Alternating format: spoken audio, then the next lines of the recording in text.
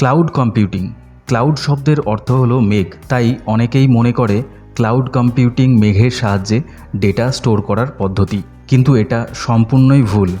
মেঘের সঙ্গে দূর দূর পর্যন্ত কিন্তু কোনো রকম সম্পর্ক নেই ক্লাউড কম্পিউটিংয়ের সঙ্গে। ক্লাউড কম্পিউটিং কী? সাধারণত আমরা ডেটা স্টোর করার জন্য কম্পিউটারের hard disk, pen drive, SSD, memory card, CD, DVD ব্যবহার করি এবং যখন অন্য কোথাও ওই ডেটাকে দেখতে চাই তখন পেন ড্রাইভ, সিডি, ডিভিডি সঙ্গে করে নিয়ে যেতে হয় ওই ডেটা দেখার জন্য অথবা ওই ডেটা নিয়ে কাজ করার জন্য। কিন্তু ক্লাউড কম্পিউটিংয়ের ক্ষেত্রে ইন্টারনেটের মাধ্যমে ইন্টারনেটের সঙ্গে যুক্ত থাকা নির্দিষ্ট কোনো কম্পিউটার সার্ভারের মধ্যে ডেটা স্টোর করে রাখতে পারবেন এবং ওই ডেটা আপনি অন্য যে কোনো কম্পিউটার, মোবাইল ডিভাইস থেকে দেখতে পারবেন। এর জন্য দরকার শুধুমাত্র ইন্টারনেট কানেকশান। ইন্টারনেট ব্যবহার করে যে কোনো কম্পিউটার থেকে যে কোনো জায়গা থেকে আপনার সঞ্চিত ডেটা দেখতে পারবেন, সেই সঙ্গে আরও ডেটা স্টোরও করতে পারবেন।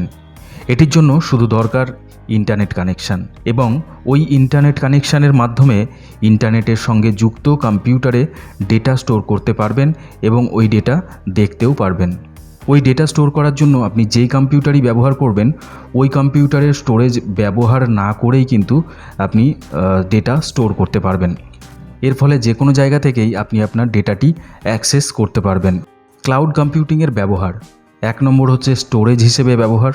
ক্লাউড কম্পিউটিং স্টোরেজ হিসেবে ব্যবহার করা হয়, যেমন ফেসবুকের মধ্যে ছবি, ভিডিও আপলোড করে রাখতে পারবেন, যা ক্লাউড সার্ভারের উদাহরণ।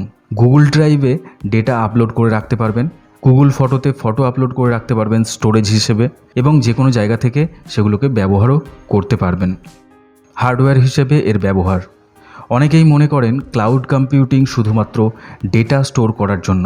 ডেটা স্টোর করা ছাড়াও ক্লাউড কম্পিউটিংয়ের সাহায্যে আপনি যদি কোনো গেম খেলতে চান, কিন্তু ওই গেমটি খেলার জন্য হার্ডওয়্যার রিসোর্সের দরকার, সেগুলি যদি না থাকে তাহলে ওই গেমটি ক্লাউড কম্পিউটিংয়ের সাহায্যে কিন্তু আপনি খেলতে পারবেন।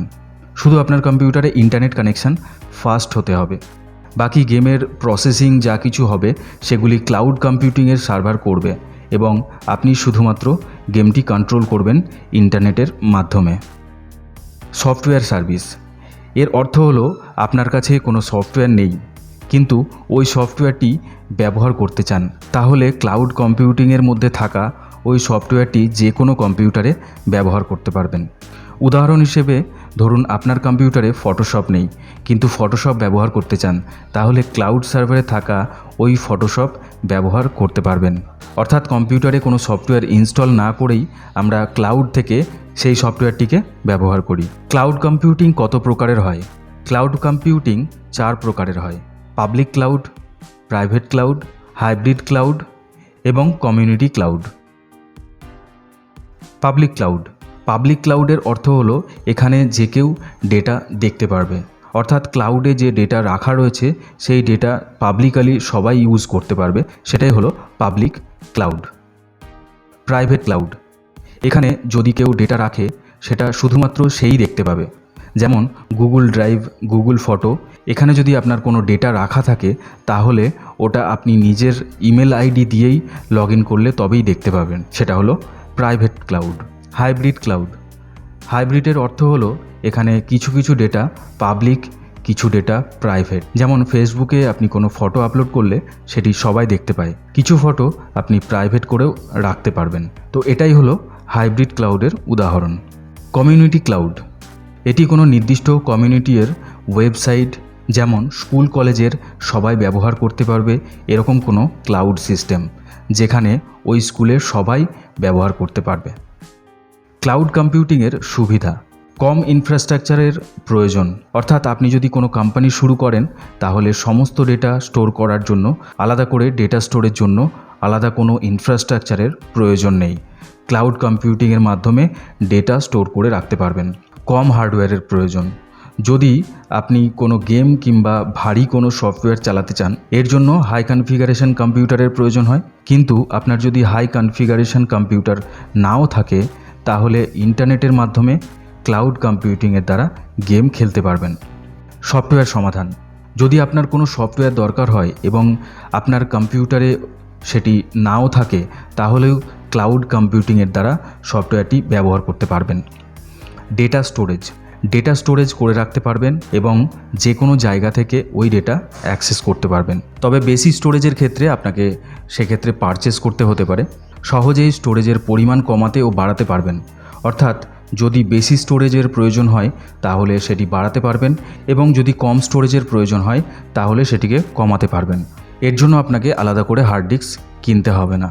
ডেটা নষ্ট হয়ে যাওয়ার সম্ভাবনা থাকে না, অর্থাৎ যদি ক্লাউড কম্পিউটিংয়ে ডেটা রাখা থাকে তাহলে ওই ডেটা স্টোর করে রাখার দায়িত্ব আপনার নয়, ওই কোম্পানির।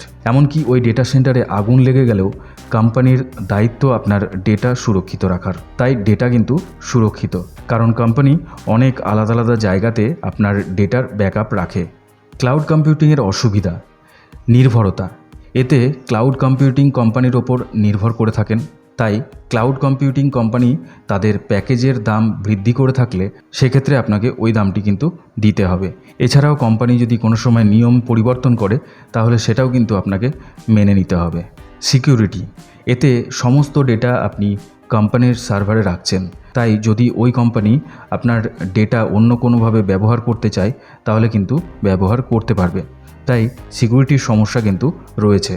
যদিও বেশিরভাগ ক্লাউড কম্পিউটিং কোম্পানি খুবই নামিদামি হয় এবং খুবই বড়সড়, তাই বিশ্বাস করা যেতেই পারে।